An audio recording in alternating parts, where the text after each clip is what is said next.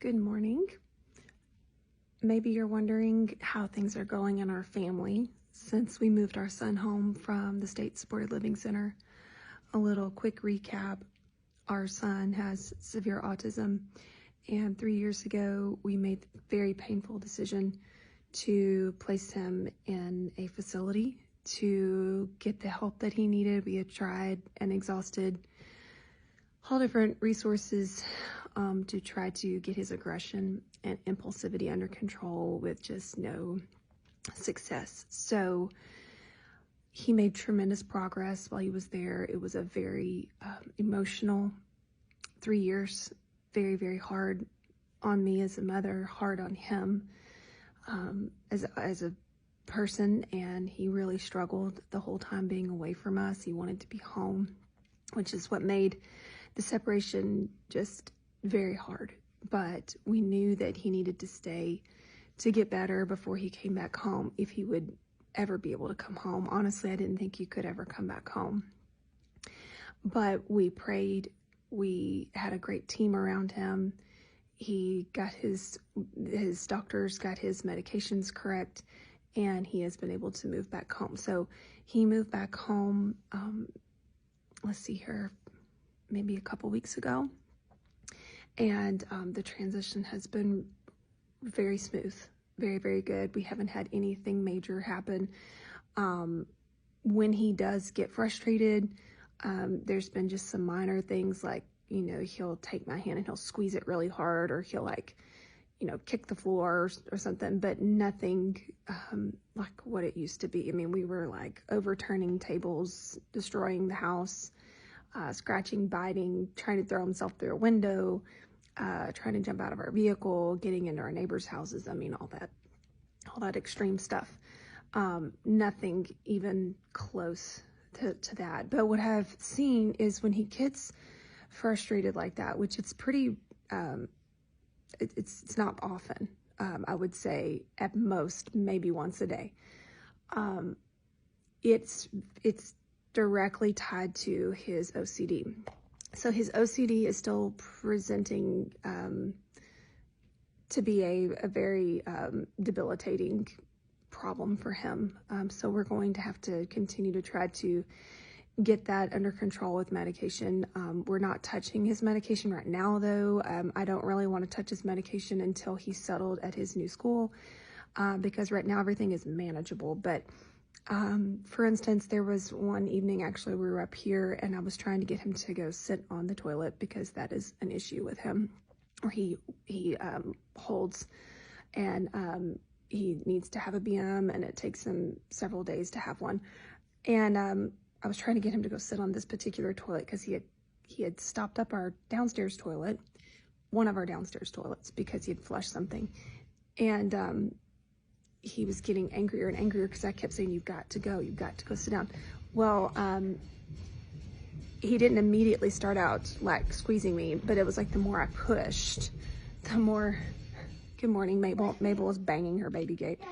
But the more I pushed, the more he squeezed and the more frustrated he got. And I realized, okay, this is him communicating without the ability to really articulate it with words. And then I just stopped for a second. I'm like, okay, obviously this is not like I don't want to do this. This is like, I can't do this. And then I got to thinking about it. This upstairs toilet, I think he had like some sort of fear about this upstairs toilet. So he said downstairs. And so just that one word gave me insight into the situation of that. He was not being defiant. He was just, I can't sit on that toilet. I'll go sit on a toilet for you, but I can't sit on that toilet. And it's amazing how communication can resolve these blow-ups. And so many of these meltdowns and blow-ups are the result of inability to communicate. So even though I was kind of like, oh man, I hate that he's still like squeezing and, being rough, it was very encouraging to see him be able to articulate one word and communicate to me, I'll comply, I'll do what you need me to do, but I just can't do it there. and that we were able to successfully communicate that. And so I walked him downstairs, and he did sit on a toilet for me.